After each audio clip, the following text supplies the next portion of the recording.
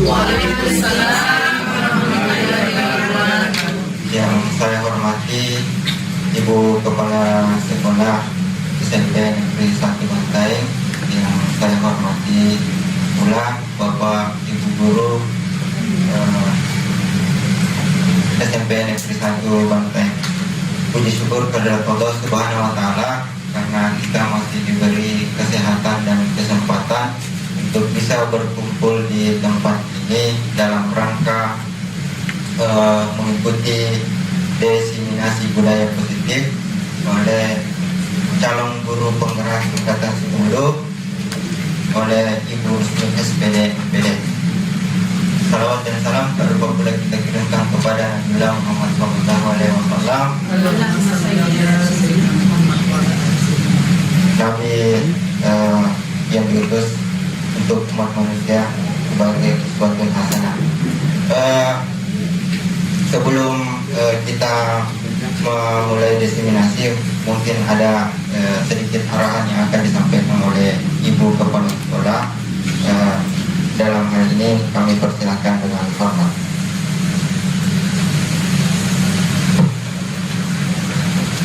Bismillahirrahmanirrahim. Assalamualaikum warahmatullahi wabarakatuh. Waalaikumsalam warahmatullahi wabarakatuh.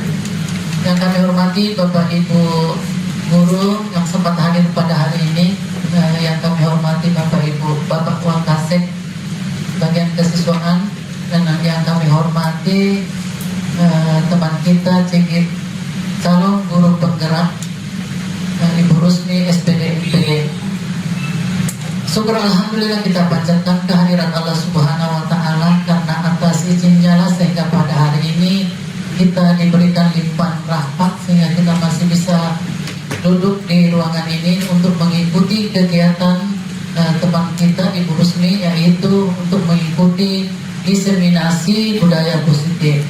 Dan tak lupa mari kita kirimkan salam dan taslim kita kepada junjungan kita Nabi besar Muhammad sallallahu alaihi wasallam. Bapak Ibu yang saya hormati, ada pun kegiatan hari ini yaitu kegiatan calon guru penggerak, yang mana ini adalah salah satu tugas yang nantinya akan menentukan nilai atau penambah nilai kepada teman kita.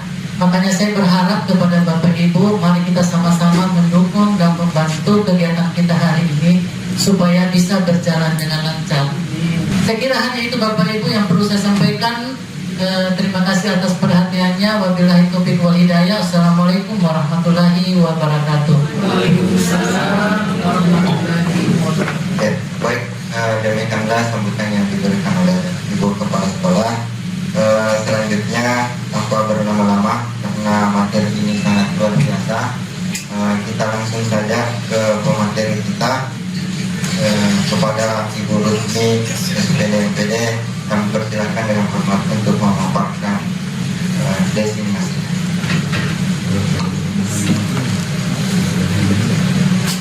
Mohon izin berdiri.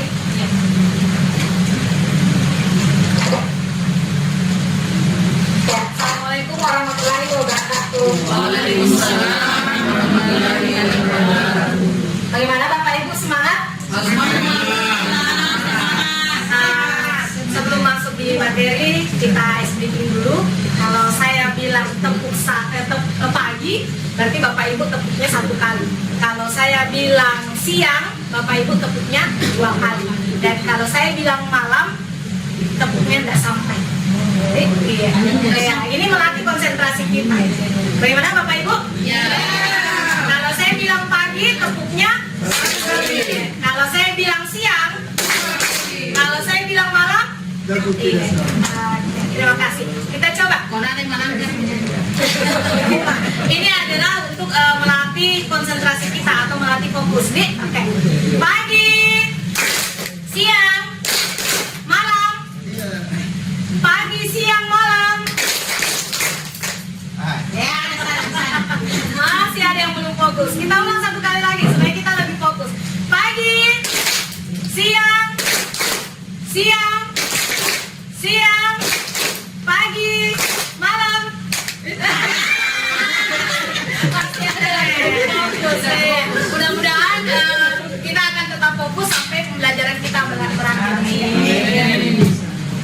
ini saya akan melakukan diseminasi tentang budaya positif di sekolah kita. Iya. Nah, ini sebagai awal ada pertanyaan pemantik. Coba kita amati lingkungan sekolah kita saat ini.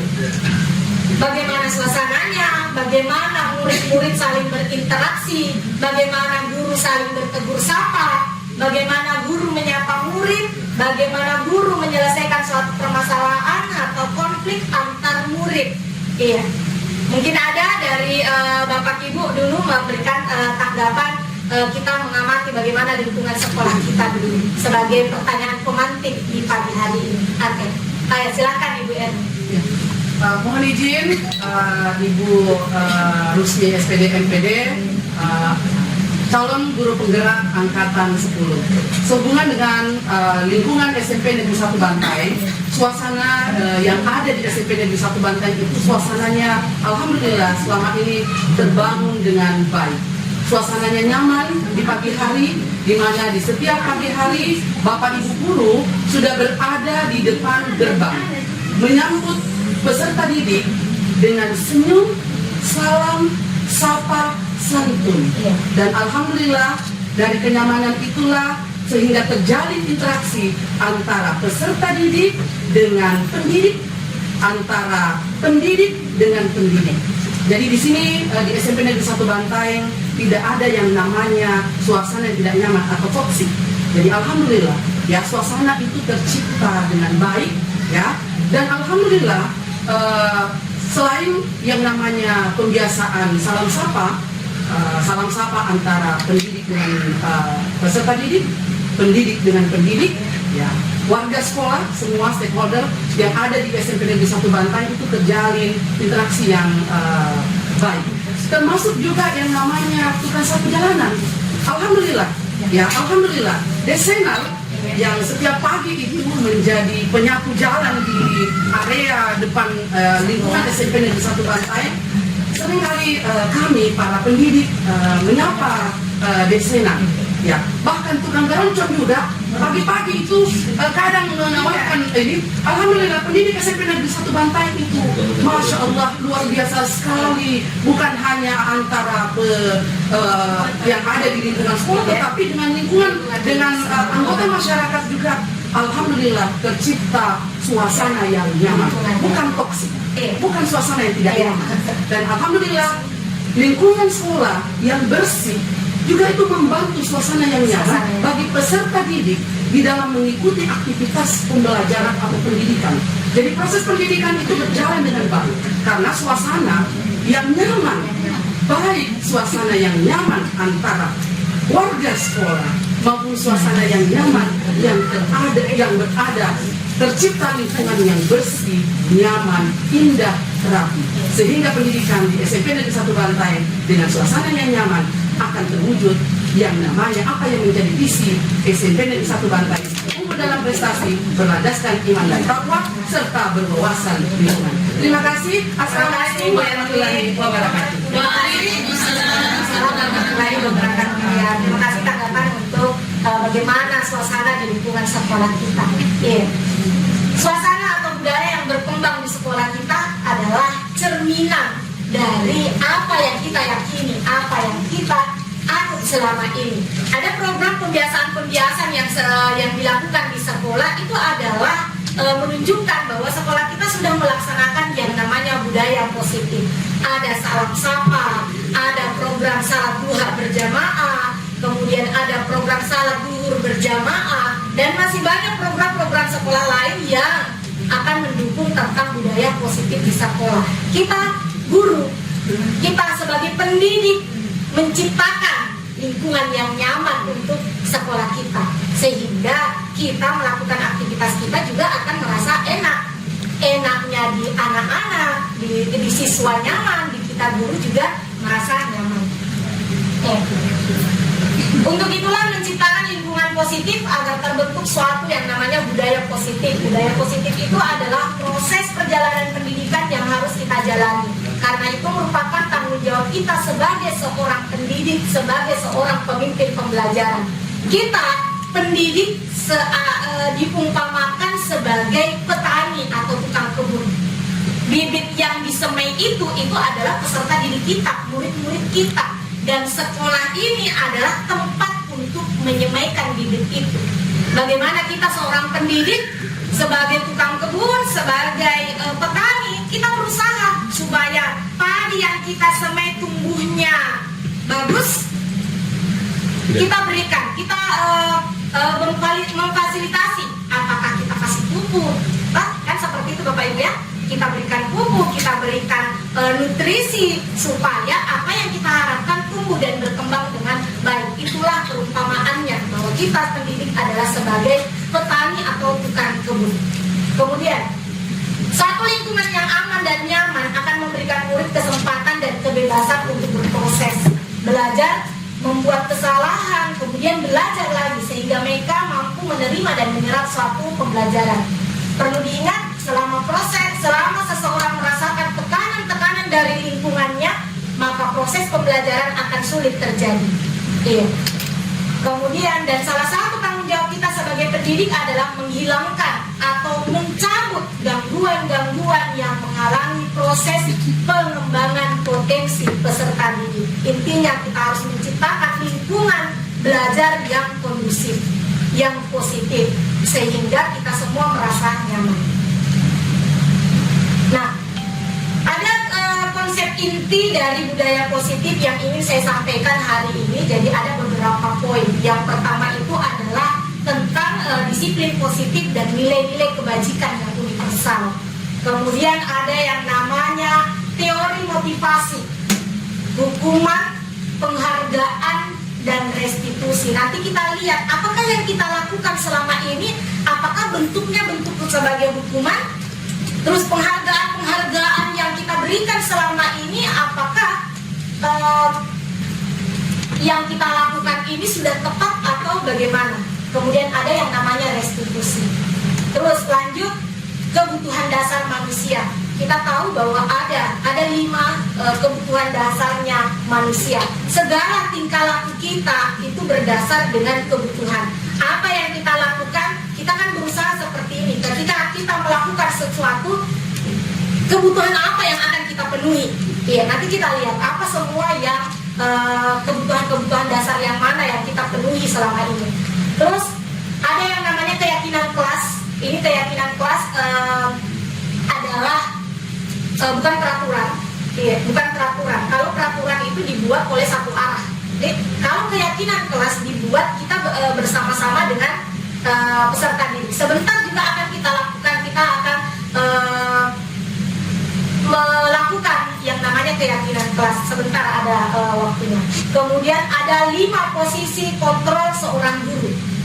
Kita nanti lihat kita berada di mana. Yang selama kita lakukan ada 5 posisi kontrol guru. Ada sebagai penghukum, ada sebagai pembuat rasa bersalah, ada sebagai teman, ada sebagai pemantau, dan ada sebagai manajer. Nah, yang kita lakukan selama ini kita berada di posisi kontrol yang mana? Sebentar kita dapatkan materinya. Kemudian yang terakhir ada yang namanya segitiga restitusi. Ketika ada konflik atau ada permasalahan, bagaimana kita seorang guru menangani masalah itu dengan menggunakan yang namanya segitiga restitusi. Oke. Lanjut, yang pertama disiplin positif. Ada kegiatan pemantik yang kita lakukan. Saya butuhnya 2 orang, Bapak Ibu, ya terserah apakah atau Ibu. Saya butuhnya 2 orang. Iya. Yang mau bisa ke depan. Ada yang berfungsi sebagai si A dan si B. Si A mengambil kertas, jadi ada kertas terserah, tidak ada masalah bapak-bapak atau ibu-ibu. Ada kertas, tuliskan dalam kertas itu sesuatu yang paling berharga dari bapak ibu. Iya, siapa mau kita? Iya, boleh. Iya. Siapa yang berlaku sebagai A? Boleh, ambil kertas dulu. Kertas A di belakang. Iya. A. Menuliskan si A yang berfungsi sebagai si A, menuliskan sesuatu yang sangat berharga. Iya, tidak boleh dilihat. Saya tidak si A dan si B tidak boleh melihat. Nah, apa yang dilakukan si B? Si B ini membujuk. Maukah dia membujuk menghardik, mengintimidasi, memarahi, menggoda, ya, menggelitik atau menawarkan sejumlah uang agar si A ini mau membuka apa yang berharga itu, iya, dari kepala tangannya. Jadi nanti ini si B berusaha bagaimana usahanya supaya si A mau membuka sesuatu yang berharga di kepala tangannya itu. Oke, silahkan.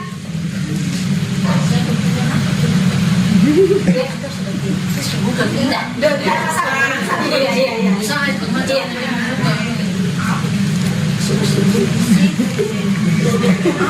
30 detik saja ya. 30 detik ya, kita lihat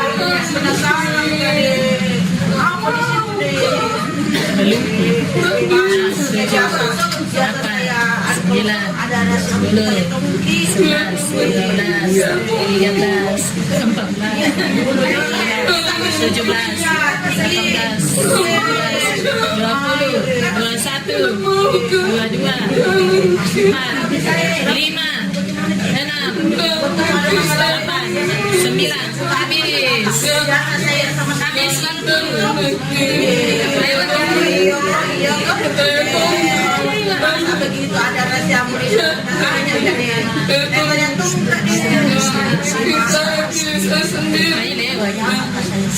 hanya simpan nasihat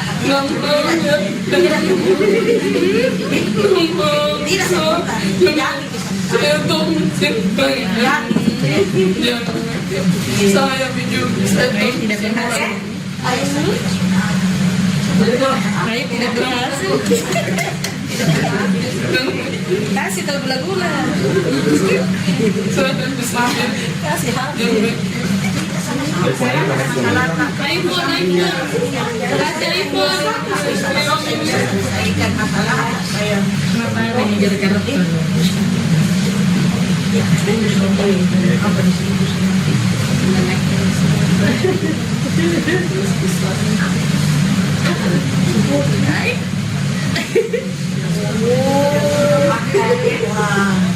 akhirnya si Anu dan membuka kepala tangannya. Oke, terima kasih Bu, terima kasih. Lanjut dari yang tadi, kegiatan yang tadi, apakah A membuka kepala tangannya? Ya, si A ternyata dengan bujukannya si B, si A membuka sesuatu yang berharga yang dia sembunyikan, yang dia pertahankan awalnya, kemudian dia buka. Kita tanya alasannya, kenapa dia buka? Silakan, kenapa dia buka? Ya, dengan pendekatan yang dilakukan oleh si B dan sebagai seseorang, tentulah persoalan yang kita hadapi itu tidak akan pernah bisa kita terselesaikan kalau kita hanya memendamnya sendiri. Kita di dalam hidup ini pasti butuh orang lain. Sehebat apapun kita butuh orang lain. pasti kita membutuhkan. Oke, terima kasih. Terus, dalam kegiatan ini, sesungguhnya siapakah yang menjadi kendali atau kontrol untuk membuka dan menutup kepala tangan? Siapakah yang menjadi kontrol? Si A. Apakah bisa kita orang lain menjadi kontrol untuk dia? Iya. Ini yang menjadi si A, ketika kita berada pada posisi si A, ada bervariasi. Ada bervariasi. Bisa saja si A ini dengan kekehnya tidak mau membuka, tidak mau membagi sesuatu yang berharga itu. Itu tergantung dari orangnya. Jadi posisi kontrol dipegang oleh kita sendiri. Oke. Bagaimana kita mampu merubah paradigma kita selama ini? Bagaimana seseorang bisa merubah paradigma yang stimulus respon kepada yang namanya teori kontrol? Ini ada stimulus respon. Misalnya, kebutuhan kita sama. Di teori kontrol, kebutuhan setiap orang berbeda. Yang paling ini, kita mencoba mengubah orang agar berpendapat sama, berpandangan sama dengan kita. yang awalnya. Nah, di posisi kontrol, kita berusaha memahami pandangan orang lain tentang dunia. Jadi kita tidak memaksakan orang untuk sama dengan kita. Iya. Di teori kontrol adalah kita berusaha bagaimana kita bisa memahami orang lain tentang dunia. Terus, perilaku buruk dilihat sebagai suatu kesalahan kalau di stimulus respon. Kalau di sini adalah semua perilaku memiliki tujuan. Iya. Ada tujuan tertentu. Kenapa dia lakukan kesalahan itu? Dia punya tujuan. Iya. Dia punya kebutuhan apa yang dia penuhi. Orang lain bisa mengontrol saya di stimulus respon. Ternyata yang bisa mengontrol diri kita adalah diri kita sendiri. Terus di stimulus respon, saya bisa mengontrol orang lain. Anda tidak bisa mengontrol orang lain di teori kontrol. Inilah yang akan kita ubah. Paradigma inilah yang kita berubah dari stimulus respon dan tadi teori kontrol. Intinya adalah yang mengontrol diri kita adalah diri kita sendiri. Ya, lanjut. Disiplin. Mendengar kata disiplin, Bapak Ibu pasti sudah terbayang-bayang. Oh, disiplin itu adalah tepat waktu datang. Iya. Jadi disiplin itu dalam budaya kita dimaknai sesuatu yang dilakukan seseorang pada orang lain untuk mendapatkan kepatuhan. Iya. Menurut Ki Hajar Dewantara, disiplin itu lebih kepada disiplin diri yang menjadi motivasi internal. Jadi disiplin itu adalah motivasi dalam diri kita sendiri, internal. Jika kita tidak memiliki motivasi internal, maka kita memerlukan pihak lain untuk mendisiplinkan kita. Itu sudah masuk dalam motivasi eksternal, karena bukan berasal dari diri kita, dia berasal dari luar. Disiplin diri dapat membuat seseorang menggali potensi menuju kepada sebuah tujuan, sesuatu yang dihargai dan bermakna. Sebagai pendidik, tujuan kita adalah menciptakan anak-anak yang memiliki disiplin diri sehingga mereka bisa berperilaku yang mengacu pada nilai-nilai kebajikan universal dan memiliki motivasi intrinsik, bukan dari ekstrinsik, bukan dari luar. Dia disiplinnya berasal dari dalam dirinya sendiri. Nah, ini ada nilai-nilai kebajikan universal dan ini banyak. Kalau kita di instansi-instansi atau sekolah-sekolah itu nilai-nilai kebajikan itu ada pada profil pelajar Pancasila yang terdiri dari 6 dimensi itu. Jadi semua nilai-nilai kebajikan ini ada beberapa nilai kebajikan ini ada 9 karakter, petunjuk seumur hidup dan ada nilai-nilai kebajikannya. Iya. Nanti saya dibagikan di grup. Terus ada teori motivasi. Kita sudah lanjut ke materi kedua adalah teori motivasi. Ada 3 motivasi. Motivasi yang pertama adalah kita melakukannya untuk menghindar yang namanya ketidaknyamanan atau hukuman. Jadi kita melakukan sesuatu ini karena motivasi kita adalah untuk menghindari ketidaknyamanan atau untuk menghindari hukuman atau teguran. Terus yang kedua, motivasi yang kedua adalah kita melakukan sesuatu untuk mendapatkan imbalan atau penghargaan orang lain. Yang pertama dan kedua ini adalah merupakan motivasi eksternal, berasal dari luar. Iya, berasal dari luar. Kemudian yang ketiga, ini adalah internal yang berasal dari diri kita sendiri untuk menjadi orang yang mereka inginkan dan menghargai diri dengan nilai-nilai yang mereka percaya. Jadi, Bapak Ibu ada 3 motivasi diri Kak. Ada 3 motivasi.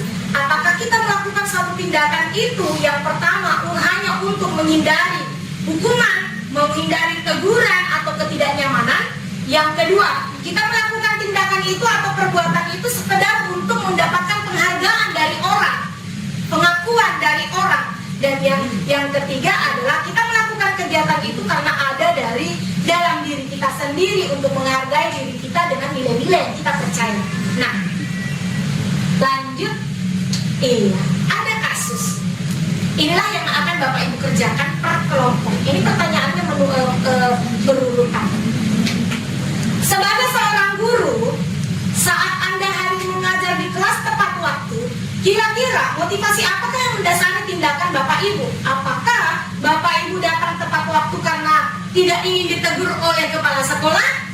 Atau Bapak Ibu datangnya tepat waktu karena ingin mendapatkan pujian dari kepala sekolah?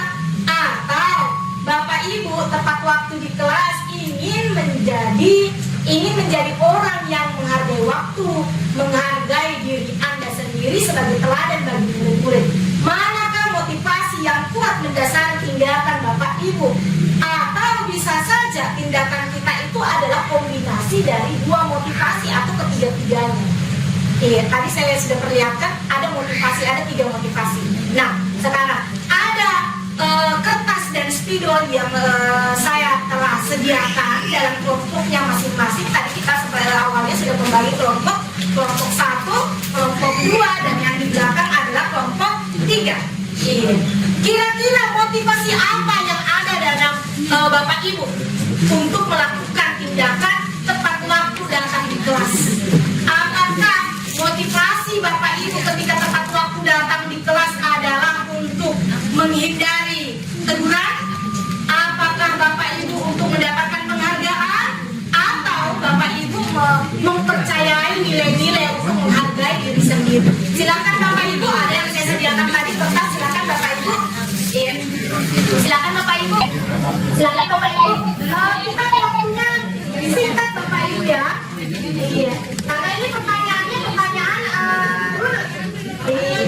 ada sebelum setiap kelompok ada Bapak Ibu. Iya. Setiap kelompok ada Bapak Ibu. Saya sediakan sendiri sebelum. Yang pertama dulu ya. Langsung saja ya. Pertama, iya. Langsung itu. Ayo Bapak Ibu bekerja sama dengan kelompoknya masing-masing. Silakan. Silakan Bapak Ibu, silakan Bapak Ibu. Dengan kelompoknya masing-masing. Masih semangat Bapak Ibu?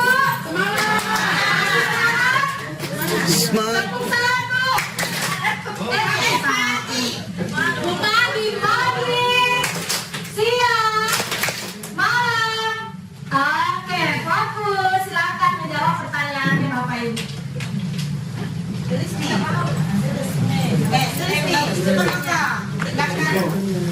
Langsung saja, motivasi apa yang Bapak Ibu yang mendasari tindakan Bapak Ibu ketika mengajar di kelas tepat waktu? Motivasi apa yang ingin Bapak Ibu perlihatkan?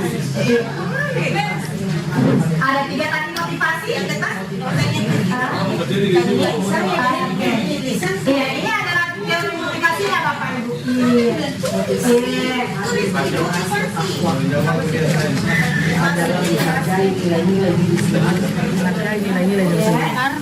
Karena datang tepat waktu meskipun tidak ada penghargaan ataupun peraturan. Tidak ada penghargaan karena membangun budaya positif pada diri sendiri didasari oleh nilai-nilai menghargai diri sendiri. Pada diri atau teguran dengan dasar motivasi menghargai nilai-nilai diri sendiri dan yakin pada diri sendiri. Datang tepat waktu meskipun tidak ada untuk dijelaskan oleh panjang-panjang. Dari ketiga jenis motivasi tadi, motivasi manakah yang paling mendasari perilaku murid di sekolah Anda? Motivasi Yang tadinya itu adalah motivasi untuk guru, yang ketiga ini adalah motivasi perilaku murid Kak. Kita lihat perilaku murid Kak. Iya. Kira-kira dari 3 motivasi itu yang mana ya? Mendasari perilaku murid di sekolah kita. Oke. Aksi nyata.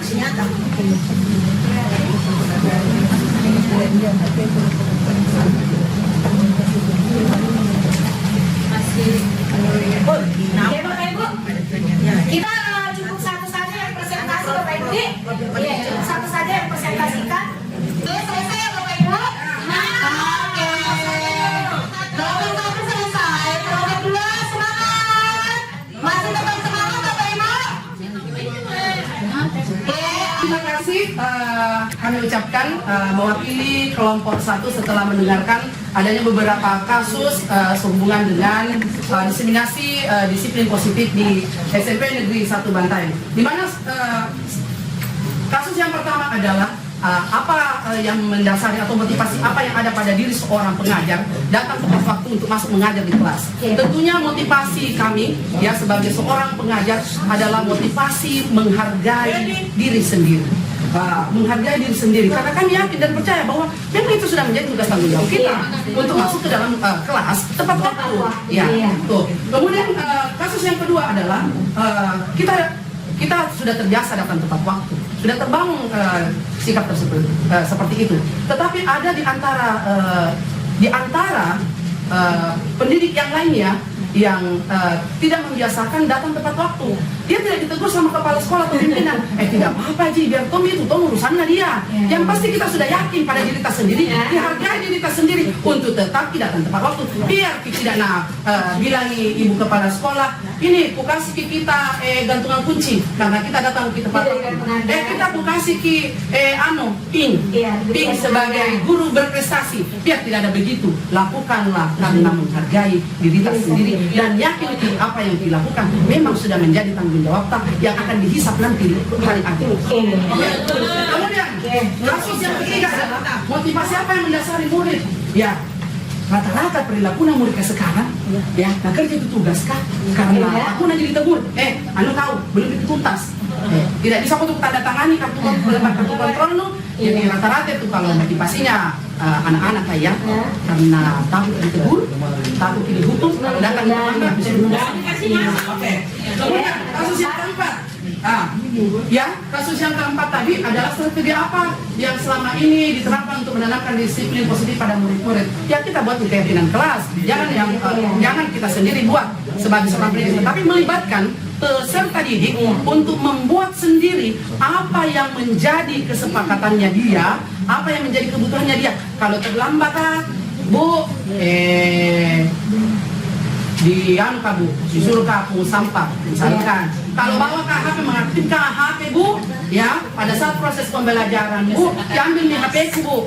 Itu kan keyakinan kelas yang dibuat secara bersama-sama antara pendidik dan murid, bukan sendiri pendidik yang mau seenaknya mengatur mereka, menjas mereka dan seterusnya. Kemudian yang kelima, nilai-nilai kebaikan apa yang berusaha pada murid sesuai dengan menjadi tujuan dari kurikulum Merdeka, ya insya Allah menciptakan generasi pelajar Pancasila dengan 6 dimensi, yaitu beriman dan bertakwa serta berakhlak mulia, berkebinekaan global, gotong royong, mandiri, kreatif dan bernalar kritis. Terima kasih. Ini yang mewakili ya Bapak Ibu. Hukuman dan penghargaan. Ini tidak ditulis lagi Bapak Ibu. IPA kurang menguasai pelajaran matematika, sehingga pada saat pelajaran tersebut berlangsung, dia lebih banyak berdiam diri dan menggambar di buku pelajarannya. Pada saat guru matematikanya, Pak Rahman, menanyakan pertanyaan IPA menjadi gugup dan tak sengaja menjatuhkan tasnya dari kursi, serta tiba-tiba menjadi gagap pada saat berupaya menjawab. Seluruh kelas pun tertawa melihat perilaku IPA yang bicara tergagap dan terkejut tersebut. Pak Rahman pada saat itu membiarkan teman-temannya IPA menertawakan IPA yang tergagap dan malu luar biasa, dan malahan minta IPA untuk maju ke depan dan berdiri di depan kelas sambil menunjuk hidungnya karena tidak bisa menjawab pertanyaan Pak Rahman. Kelas makin gaduh dan anak-anak pun tertawa melihat IPA di depan kelas memegang ujung hidungnya. Nah, apakah Bapak Ibu setuju dengan tindakannya Pak Rahman terhadap IPA? Kira-kira kenapa? Karena membuat anak itu malu di hadapan teman-temannya. Betul Bapak Ibu ya, karena membuat IPA malu di depan teman-temannya. Terus, menurut Bapak Ibu, apakah tindakan terhadap IPA adalah salah satu hukuman atau konsekuensi? Hukuman. Hukum. Kita lihat selanjutnya. Hukuman itu bersifatnya satu arah dari pihak guru yang memberikan. Murid hanya menerima hukuman itu tanpa melalui suatu kesepakatan. Sementara konsekuensi sudah terencana atau sudah disepakati, sudah dibahas dan disetujui oleh murid dan guru. Umumnya bentuk konsekuensi dibuat oleh pihak guru dan murid sudah mengetahui sebelumnya konsekuensi yang diterima bila ada pelanggaran. Misalnya, ketika dia tidak mengerjakan tugas, otomatis konsekuensinya yang nilainya rendah. Jadi begitu kan Bapak Ibu, ketika dia tidak mengerjakan tugas atau tugasnya terlambat, konsekuensinya adalah nilainya rendah. Oke. Terus ada yang namanya restitusi, adalah proses menciptakan kondisi bagi murid untuk memperbaiki kesalahan mereka sehingga mereka bisa kembali kepada kelompok mereka dengan karakter yang lebih kuat. Apapun kesalahannya peserta didik ketika diberikan tadi nanti segitiga restitusi, mereka akan kembali, mereka akan menyadari kesalahannya dan akan tetap kembali. Jadi mereka tidak merasa diri bahwa dia bersalah kemudian mengasingkan diri, tidak seperti itu. Sebentar kita lihat bagaimana segitiga restitusi. Ya, hukuman atau konsekuensi. Mencatat 100 kali di dalam buku kalimat, saya tidak akan terlambat lagi karena terlambat sekolah. Apakah itu berupa hukuman atau konsekuensi Bapak Ibu? Hukuman. Iya. Lari mengelilingi lapangan basket 2 kali karena terlambat hadir di sekolah. Hukuman. Membersihkan coretan yang dibuat di meja tulis. Konsekuensi. Murid diminta untuk push up 15 kali karena tidak menggunakan masker ke sekolah. Hukuman. Mengganti kertas tugas teman yang telah tercoret-coret. Konsekuensi. Berjemur di lapangan basket pukul 12 siang karena ngobrol dengan teman. Hukuman. Murid diminta bertelanjang kaki sepanjang hari karena tidak menggunakan sepatu warna hitam sesuai peraturan sekolah. Ya. Berdiri di depan kelas sambil mengangkat kaki satu karena tidak bisa menjawab pertanyaan. Membersihkan tumpahan air di meja karena tersenggol pada saat belajar. Konsekuensi. Kehilangan 10 menit jam istirahat untuk mengerjakan tugas karena terlambat datang dan tertinggal pelajaran selama 10 menit. Konsekuensi. Duduk di bangku pinggir lapangan pada saat jam istirahat, tidak diizinkan bermain oleh guru piket karena mencederai teman saat bermain di lapangan. Konsekuensi. Terlambat hadir di pembelajaran dari 15 menit dan diminta untuk tinggal 15 menit sesudah kelas usai untuk membahas ketertinggalan pelajaran. Konsekuensi. Lari mengelilingi lapangan basket 2 kali karena terlambat 10 menit untuk pelajaran PJOK. Konsekuensi karena dia pelajarannya tetap PJOK ya. Membersihkan WC sekolah karena mematahkan pensil temannya. Secara tidak langsung Bapak Ibu sudah bisa membedakan yang mana hukuman dan yang mana konsekuensi. Ya. Dihukum oleh penghargaan. Ibu Anas, ada yang guna Anas? Guru kelas 2 SD mendapatkan masalah.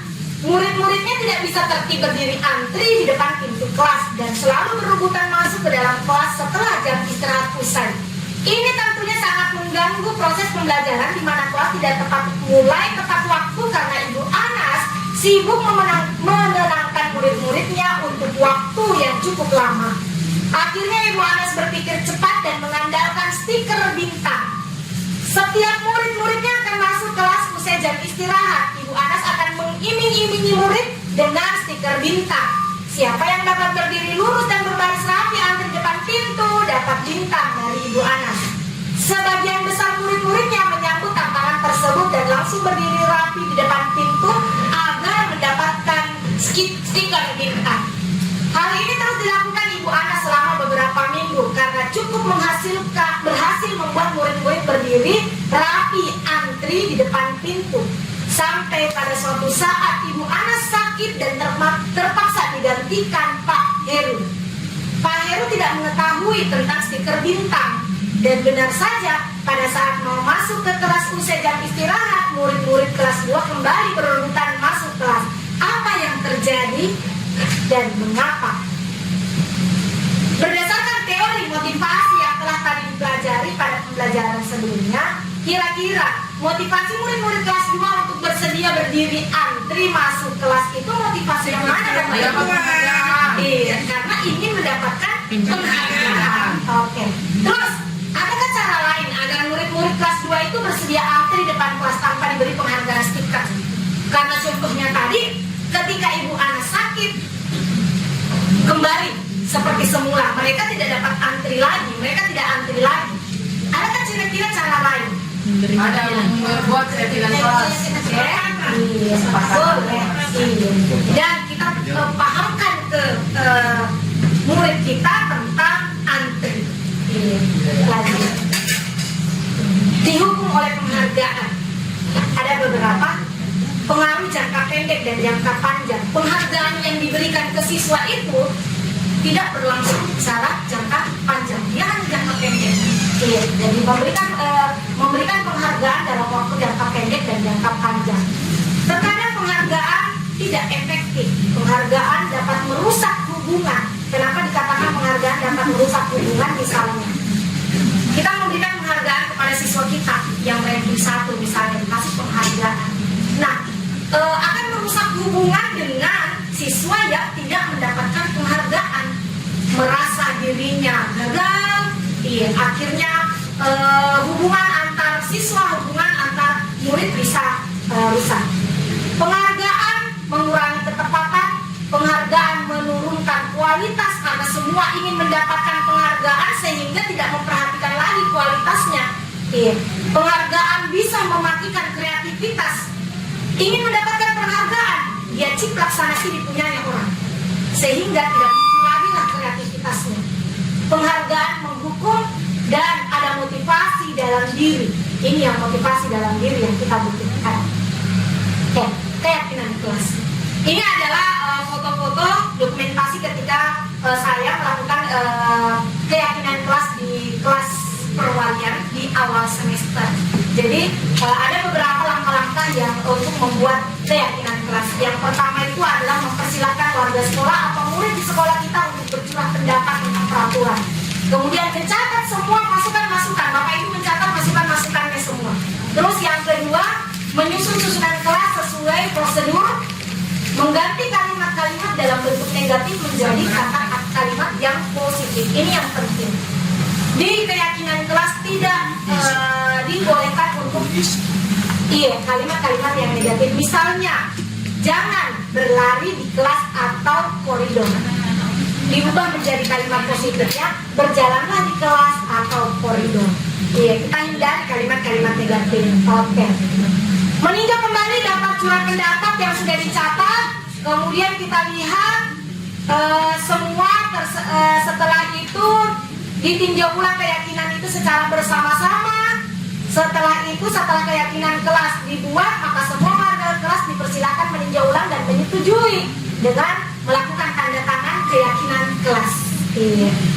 Termasuk guru dan semua warga murid. Itu adalah prosedur dalam membentuk keyakinan kelas di kelasnya. Bapak Ibu bisa melakukan di kelas Bapak Ibu masing-masing yang memegang perwalian. Boleh dilakukan di awal, boleh di awal semester, boleh di awal pembelajaran tak boleh, untuk menyepakati apa yang harus kita lakukan, apa keyakinan kelas kita sebelum pembelajaran dimulai atau sebelum di awal semester. Oke. Kebutuhan dasar manusia. Ada 5 kebutuhan dasar manusia. 1, kebutuhan untuk bertahan hidup. Terus yang kedua, kebutuhan untuk menerima kasih sayang dan rasa diterima. Terus yang ketiga, kebutuhan untuk kebebasan, kebutuhan untuk kesenangan, dan kebutuhan untuk penguasaan atau pengakuan akan kemampuan. Oke. Ada 5 kebutuhan dasar, dan 5 kebutuhan dasar ini tindakan-tindakan yang kita lakukan memenuhi kebutuhan ini. Kira-kira kalau kita seperti ini, kebutuhan dasar apa yang kita berusaha penuhi? Oke. Ibu Ambar, guru wali kelas 2A di SD Pelita Hati, sedang bingung menghadapi ulah salah satu murid di kelasnya, Doni. Beberapa anak di kelas 2A telah datang padanya dan mengeluhkan Doni yang seringkali meminta bekal makan siang mereka dengan paksa. Jika Anda menghadapi situasi seperti Ibu Ambar, apa yang Anda lakukan? Menurut Bapak Ibu, kira-kira apa alasan Doni melakukan hal itu? Kira-kira Doni ini mau memenuhi kebutuhan apanya? Iya, bisa saja Doni ingin memenuhi kebutuhan untuk bertahan hidup karena lapar. Doni tidak membawa bekal ke sekolah, jadi dia mengambil bekalnya temannya. Bisa saja Doni ingin ingin cari muka, dia merasa ingin diperhatikan oleh teman-temannya sehingga dia ganggu teman-temannya mengambil makanannya. Terus bisa saja kebebasan bekal Doni yang dia bawa, dia ingin bebas dari bekal itu, tidak mau makan punyanya, dia mau punyanya temannya. Bisa saja Doni mau memenuhi kebutuhan kesenangan, dia senang melihat ekspresi wajahnya temannya ketika dia ganggu. Dia ambil makanannya. Oke. Kemudian penguasaan atau power, dia ingin memperlihatkan bahwa dia yang berkuasa. Bisa saja seperti itu. Dari segala tindakan ada kebutuhan yang kita mau penuhi. Nah, kebutuhan dasar mana yang sedang berusaha dipenuhi oleh guru ketika melakukan tindakan tertentu? Apa yang dilakukan oleh pemimpin sekolah berdasarkan konsep 5 kebutuhan dasar ini dalam rangka mewujudkan lingkungan dan budaya sekolah yang positif. Apa yang dilakukan oleh seorang pemimpin sekolah berdasarkan konsep 5 kebutuhan dasar dalam rangka mewujudkan lingkungan dan budaya lingkungan sekolah? Dan berdasarkan kelima kebutuhan dasar ini, apa yang bisa dilakukan oleh pemimpin sekolah supaya mewujudkan lingkungan dan budaya positif di sekolah kita? Ya, lanjut. Kita lanjut pada 5 posisi kontrol seorang guru. Bapak Ibu, kita bisa melihat ini adalah video 5 posisi kontrol guru. Bapak Ibu bisa ketika melihat video, bisa ditebak. Oh, selama ini saya berada dalam posisi kontrol seperti ini. Ya, Bapak Ibu, kita putar.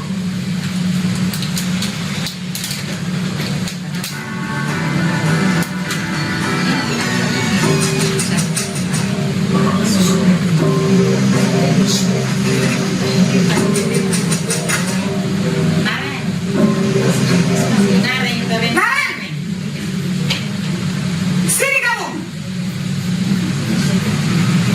Selamat pagi, Bu.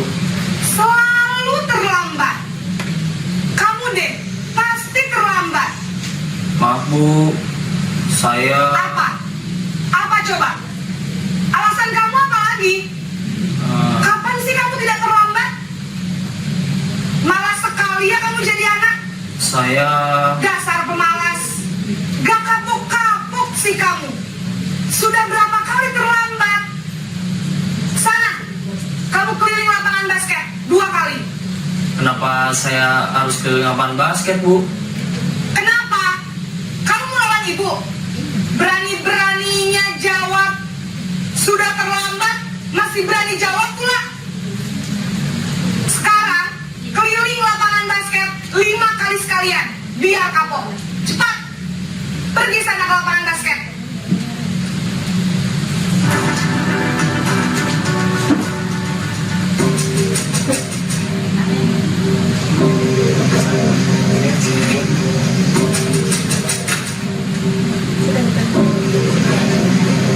Naren!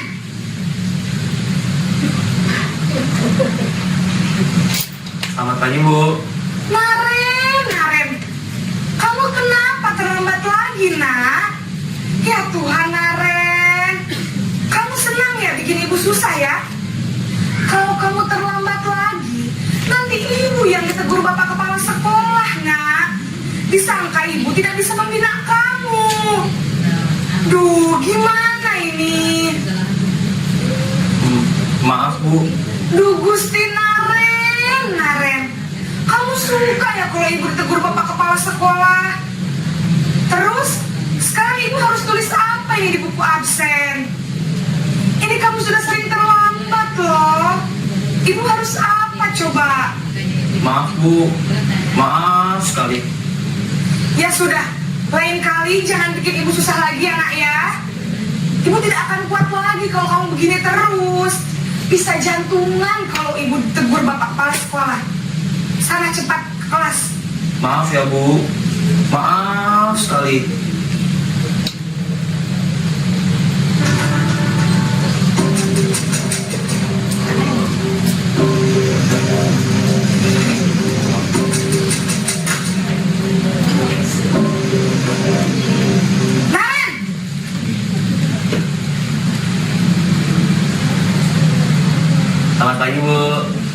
Wah, sudah jam berapa ini nak? Terlambat lagi ya sayang. Iya Bu, habis ibu saya lupa bangunkan saya Bu. Kamu malah menyalahkan ibu kamu. Kamu bukannya anak yang larinya paling kencang. Kok terlambat sih? Iya Bu, saya memang terlambat bangun tadi. Jadi biarpun saya lari kencang, tetap gak kekejar Bu. Ya sudah sana. Nanti lain kali larinya lebih kencang lagi ya. Biar gak terlambat lagi. Bikin senang ibu. Demi ibu. Bisa kan? Bisa lah Bu. Ya sudah sana masuk kelas. Ibu beresin urusan absen kamu. Kamu ini ada-ada saja.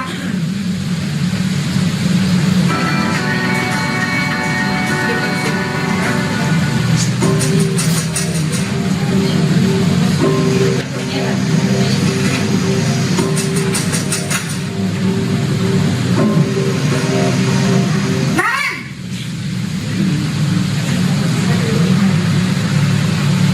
Selamat pagi Bu. Naren, apa peraturan sekolah kita tentang jam berapa kita harus masuk sekolah, nak? Kita harus di sekolah jam 7 Bu. Iya betul, sekarang sudah jam 7.20. Naren sudah tahu konsekuensinya jika terlambat hadir.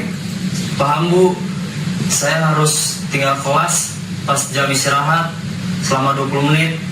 Iya benar, konsekuensinya demikian. Jadi nanti jam 9.30 pas istirahat, kamu harus tinggal di kelas, kerjakan tugas tambahan untuk ketertinggalan kamu, ya? Baik Bu.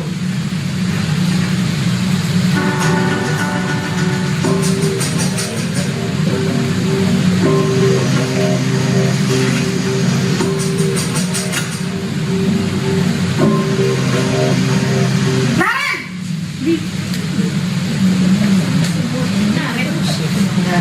Selamat pagi Bu. Selamat pagi Naren. Maaf Bu, saya terlambat.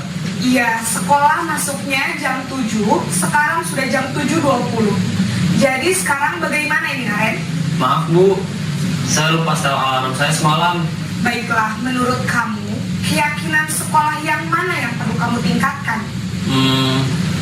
Menghargai diri sendiri dan orang lain mungkin ya Bu. Setuju. Jadi, apakah Naren meyakini prinsip saling menghormati tersebut? Iya Bu, saya meyakininya. Apakah Naren bersedia memperbaiki masalah keterlambatan ini?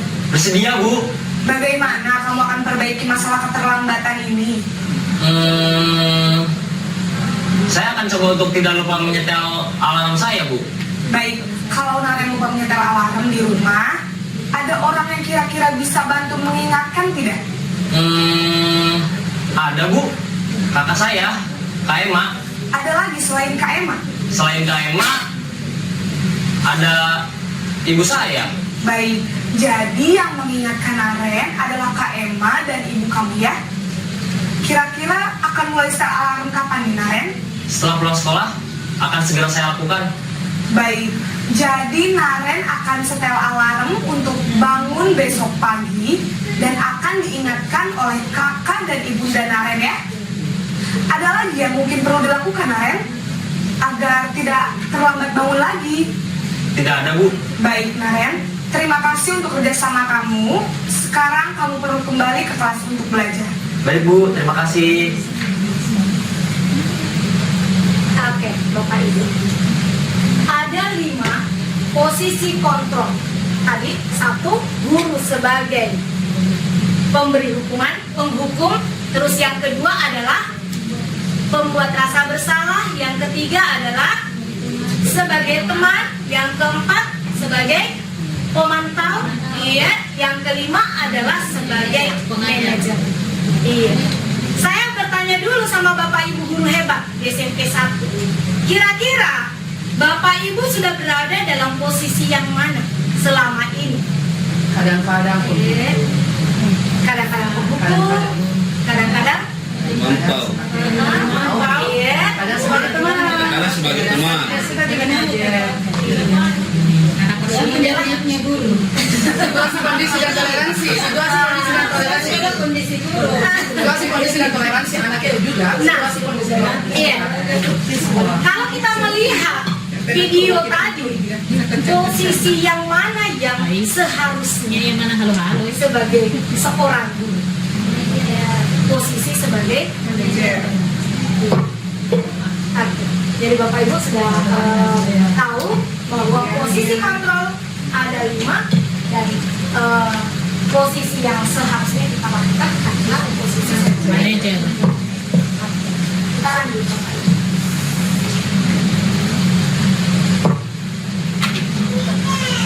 Thank you.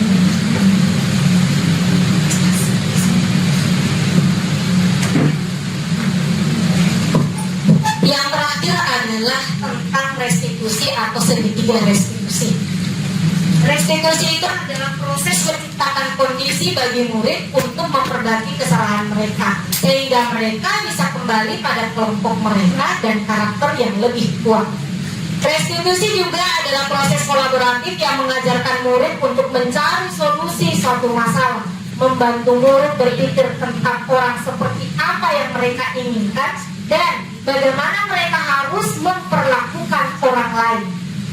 Melalui restitusi, kegiatan murid yang berbuat salah, guru akan menanggapi dengan cara memungkinkan murid untuk membuat evaluasi internal tentang apa yang dapat mereka lakukan untuk memperbaiki kesalahan mereka dan mendapatkan kembali harga diri. Iya, ini adalah segitiga restitusi yang dimaksud. Yang pertama adalah menstabilkan identitas. Ketika ada peserta didik yang bermasalah, kita stabilkan dulu identitasnya. Oke. Caranya kita bisa mengatakan berbuat salah itu tidak apa-apa dan tidak semua manusia sempurna. Semua teman anakku bisa saja melakukan kesalahan. Bapak dan ibu saja bisa melakukan kesalahan. Yes. Saya juga pernah melakukan kesalahan itu. Itu adalah menstabilkan identitas. Terus yang kedua, langkah yang kedua adalah memvalidasi tindakan yang salah dengan cara kamu tentu punya alasan mengapa melakukan itu. Jadi kita dengarkan alasannya siswa. Kita dengarkan kenapa dia melakukan itu. Ada alasan tertentunya. Terus kamu boleh mempertahankan sikap itu, tapi kamu harus menambahkan sikap yang baru. Kamu patut bangga pada dirimu sendiri karena kamu telah melindungi sesuatu yang penting buatmu. Itu adalah validasi tindakan yang salah. Langkah yang ketiga adalah menanyakan keyakinan. Seperti tadi pada saat menjadi posisi sebagai manajer, keyakinan keras apa yang kamu langgar? Keyakinan keras apa yang telah kita sepakati? Nah, apa yang kita percaya sebagai kelas atau keluarga? Nilai-nilai umum apa yang telah kita sepakati? Apa bayangan kita tentang kelas ideal? Dan kita bisa bertanya kepada siswa, kamu mau jadi orang seperti apa? Inilah langkah-langkah segitiga restitusi itu. Menstabilkan identitas itu merupakan bagian dasar dari segitiga yang bertujuan untuk mengubah identitas anak dari awalnya orang yang gagal karena mungkin melakukan kesalahan menjadi orang yang sukses. Iya, itu. Terus segitiga yang bukan segitiga. Langkah yang kedua adalah memvalidasi tindakan yang salah. Validasi tindakan yang salah dilakukan berdasarkan prinsip setiap perilaku berupaya memenuhi suatu kebutuhan tertentu. Iya, tadi kan ada kebutuhan apa yang dia ingin penuhi. Misalnya tadi ingin karena kebutuhan ingin bertahan hidup, ingin mendapatkan kasih sayang, menghadapkan perhatian, kemudian ingin mendapatkan kebebasan, ingin kebutuhannya memenuhi karena dia ingin senang. Iya. Terus dia mau kekuasaan, kemampuan untuk power atau pengakuan bahwa dia mampu. Iya, guru akan bergeser dari pemikiran stimulus respon yang tadi ada stimulus respon menjadi proaktif, sehingga dengan mengenali dan mengakui kebutuhan murid akan memperbaiki hubungan dengan murid. Kemudian langkah yang ketiga ini salah ya, yang ketiga itu adalah menanyakan keyakinan. Ya, harusnya di sini menanyakan keyakinan. Pada tahap ini murid akan diberi pertanyaan-pertanyaan bermakna untuk memunculkan motivasi intrinsik. Jadi inilah motivasi yang tadi kan ada 3 teori motivasi Bapak Ibu ya. Motivasi yang ketiga yang harus kita hadirkan di dalam diri siswa. Bukan hanya siswa sebenarnya, kita juga guru. Ya, kita juga guru. Motivasi yang ketiga inilah yang akan membangun budaya positif di sekolah kita. Memunculkan motivasi secara intrinsik sehingga mampu mengaitkan keyakinan dengan tindakan yang salah. Apa pertanyaannya yang boleh? Apa yang kita percaya sebagai kelas atau keluarga? Kemudian yang paling ini, apa kamu ingin menjadi orang yang sukses, bertanggung jawab dan bisa dipercaya? Apa yang harus kamu lakukan? Seperti itu Bapak Ibu. Itulah tadi ada beberapa budaya-budaya positif yang kita bisa munculkan di sekolah kita dengan adanya disiplin, dengan nilai-nilai kebajikan, kemudian ada keyakinan kelas, ada teori motivasi, sehingga kita sudah bisa tahu yang kita lakukan karena setiap tindakan yang kita lakukan ini berdasarkan motivasi itu, kita masuk dalam motivasi yang keberapa. Kemudian motivasi yang paling berada dalam jangka panjang adalah yang tadi itu adalah motivasi intrinsik, menghargai nilai-nilai diri sendiri. Bukan karena kita melakukan ingin mendapatkan pujian, bukan karena takut teguran atau merasa tidak nyaman, jangan nanti ditegur Kak. Seperti itu Bapak Ibu. Ada juga 5 kebutuhan dasar yang kita mau penuhi. Setiap tindakan kita ada 5 kebutuhan dasar yang kita ingin penuhi. Kemudian membuat keyakinan kelas sehingga kita bisa menciptakan lingkungan positif, lingkungan belajar kita yang positif. Hubungan kita dengan siswa dekat, kemudian pembelajaran yang kita juga lakukan akan berjalan dengan berpusat pada peserta didik. Begitu Bapak Ibu ya. Jadi restitusi, kemudian segitiga restitusi. Nah, yang terakhir Bapak Ibu boleh memilih kasus. Makanya tadi saya kelompokkan dengan guru BK. Masih ada kertas Pak, Bapak Ibu. Memilih kasus, satu kasus Bapak Ibu buatkan. Kira-kira bagaimana alurnya segitiga restitusi yang Bapak Ibu akan jalankan ke peserta didik. Misalnya, Bapak Ibu memilih kasus karena sekarang adalah masa-masa semester, mungkin tugasnya belum kerja tugas, itu salah satu bisa dianggap kasus. Kira-kira bagaimana penanganan Bapak Ibu dengan menerapkan segitiga restitusi ini? Boleh ketika datang terlambat kita terapkan dengan segitiga restitusi. Silakan Bapak Ibu dalam kelompoknya masing-masing boleh menerapkan kasus seperti itu. Silakan Bapak Ibu bekerja satu kasus yang bisa memperlihatkan di mana letak segitiga restitusinya. Bagaimana penerapan segitiga restitusi di dalam kelas atau di lingkungan sekolah sehingga lingkungan positif ada di sekolah.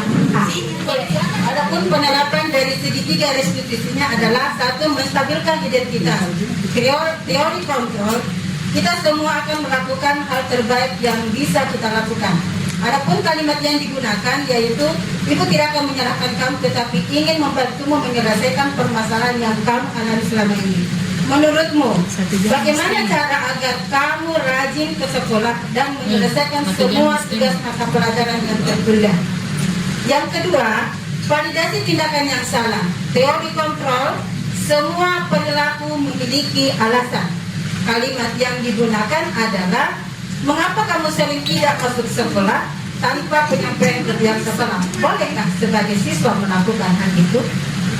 Yang ketiga, menanyakan keyakinan. Teori kontrolnya adalah kita semua memiliki motivasi internal. Kalimat yang digunakan adalah satu, bagaimana keyakinan kelas kita? Bagaimana cara kamu menghilangkan kebiasaan tersebut? Dan yang ketiga, apa yang kamu akan lakukan sebagai siswa yang bertanggung jawab jika keliru dalam bersikap? Selanjutnya, hasil dari restitusinya adalah akhirnya siswa tersebut menyadari bahwa ketidakhadirannya di kelas bisa mempengaruhi banyak hal dan mampu menemukan solusi dari permasalahan yang dihadapinya. Dengan merasa kesalahan yang diperbuat, maka siswa tersebut bertanggung jawab atas apa yang telah dilakukannya. Jadi semangat ke sekolah dan memenuhi serta menyelesaikan semua tugas-tugas yang telah Bapak Ibu berikan. Dari hasil restitusi ini, siswa tersebut memahami bahwa yang dilakukannya adalah kurang tepat. Hal ini merupakan tugas dan kewajiban sebagai siswa yang harus dipatuhi, berjanji tidak akan malas lagi datang ke sekolah, serta lebih aktif segera menyelesaikan tugas yang diberikan oleh Bapak Ibu guru, memotivasi diri dan berteman dengan siswa yang lebih rajin. Terima kasih. Karena Ibu Ani ini kebetulan adalah guru BK, sehingga penerapan dari segitiga restitusi telah dilakukan. Iya. Oke, Bapak Ibu, karena pembelajaran kita berakhir dan ditutup dengan kuis. Silakan kita kuis dulu. Silakan Bapak Ibu buka di Google ya, di Chrome kahoot.id.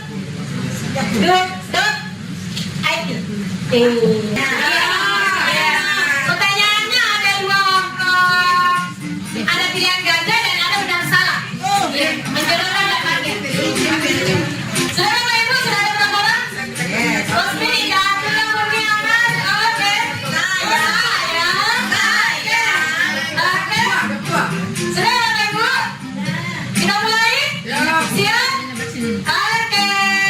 Ada 10 pertanyaan Bapak Ibu. Bapak Ibu,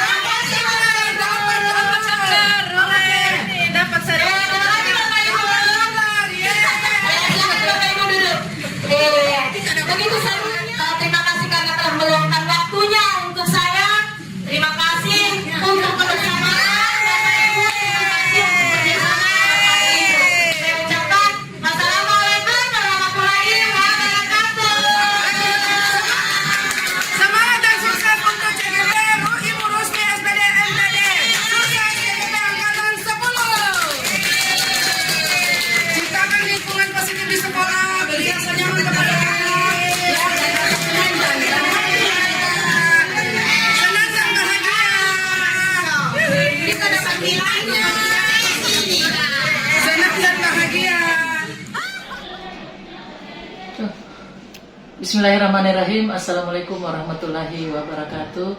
Saya Kepala Sekolah SMP Negeri 1 Bantaeng sangat bangga dengan adanya teman guru yang lulus calon penggerak, yaitu Ibu Rusmi dan Pak Rahman. Alhamdulillah baru-baru ini teman guru kami yaitu Ibu Rusmi dan Pak Rahman telah melakukan diseminasi kepada teman guru tentang budaya positif.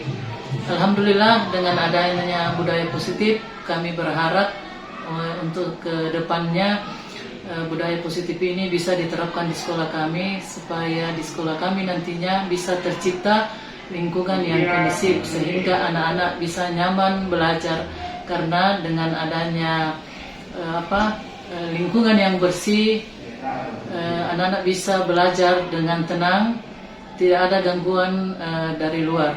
Terima kasih. Assalamualaikum warahmatullahi wabarakatuh. Assalamualaikum warahmatullahi wabarakatuh.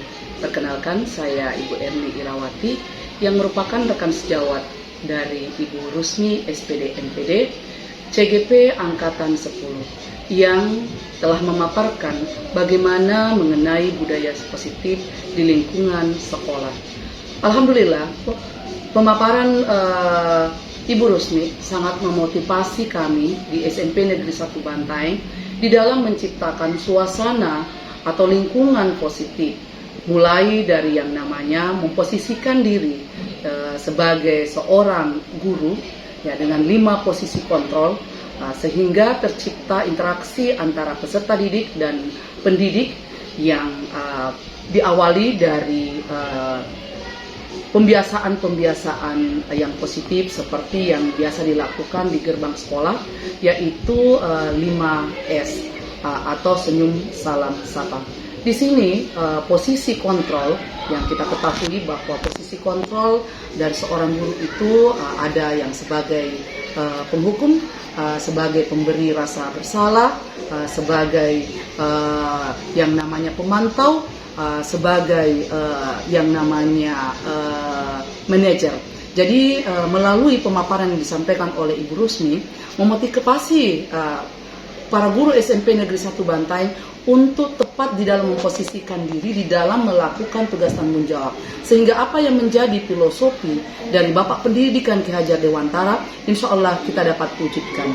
Jadi mari kita menciptakan lingkungan positif di SMP Negeri 1 Bantaeng, di sekolah di mana kita mengabdikan diri, di mana pendidikan itu berpihak pada peserta didik. Tentunya harus diawali dengan membuat keyakinan kelas di awal tahun ajaran, sehingga secara bersama-sama keyakinan kelas yang dibuat oleh kedua belah pihak, yaitu peserta didik dan pendidik, itu bisa berjalan dengan baik sehingga menciptakan lingkungan positif dan apa yang menjadi harapan bahwa penerapan budaya positif di lingkungan sekolah itu dapat diwujudkan. Jadi yang perlu dipahami di sini adalah mengenai posisi kontrol, mengenai keyakinan kelas, mengenai segitiga restitusi. Dari pemaparan yang disampaikan oleh Ibu Rusmi, CGP Angkatan 10, insya Allah memberi motivasi kepada kita di SMP Negeri 1 Bantaeng untuk menerapkan yang namanya budaya positif dan menciptakan lingkungan sekolah yang kondusif dan berpihak pada peserta didik. Demikian apa yang bisa saya sampaikan. Assalamualaikum warahmatullahi wabarakatuh.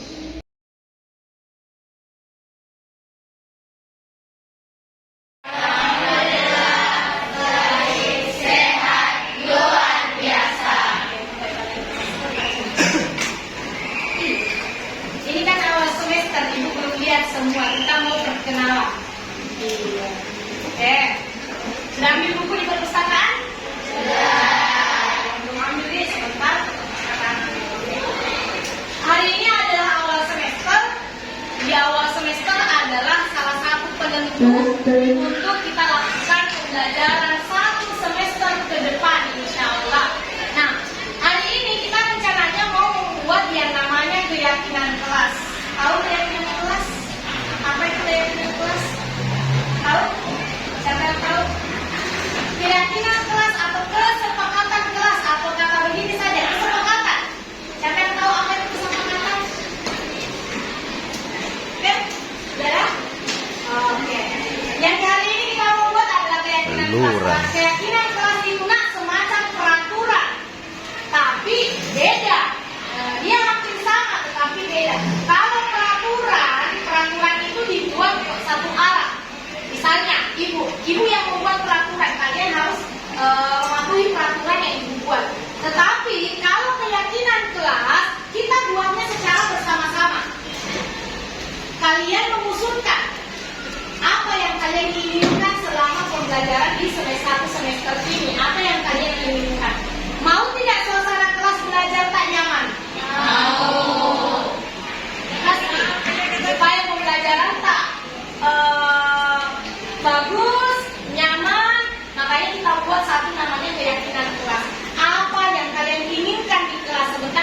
membagikan kertas post-it, masing-masing menuliskan apa yang kalian inginkan untuk pembelajaran tak. Misalnya, membuang sampah pada tempatnya. Ingat menggunakan kata-kata positif, bukan negatif. Misalnya yang tadi Ibu contohkan, tidak membuang sampah di sembarang tempat. Tidak, itu adalah kata negatif. Diubah menjadi kata positif. Misalnya, tidak membuang sampah di sembarang tempat. Kata positifnya adalah buanglah sampah pada tempatnya. Paham? Oke, Ibu bagikan kertas positifnya.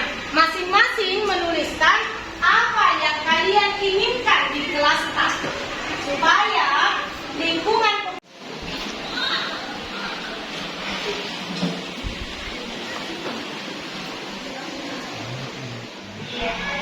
ingat gunakan kata-kata positif. Ya, silakan. Sudah?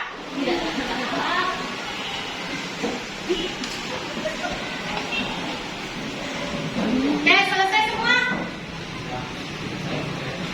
Oke, kita Dina. 8B 1. Kita lihat.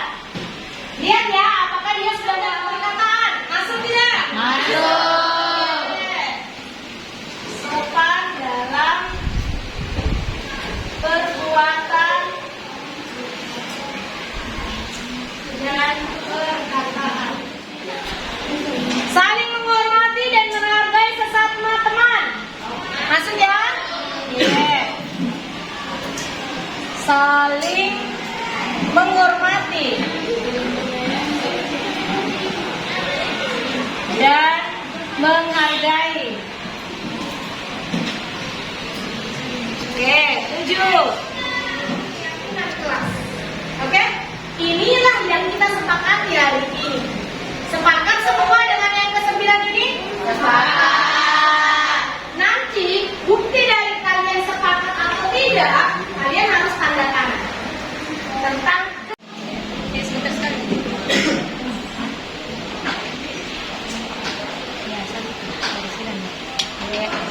Oke, terima kasih.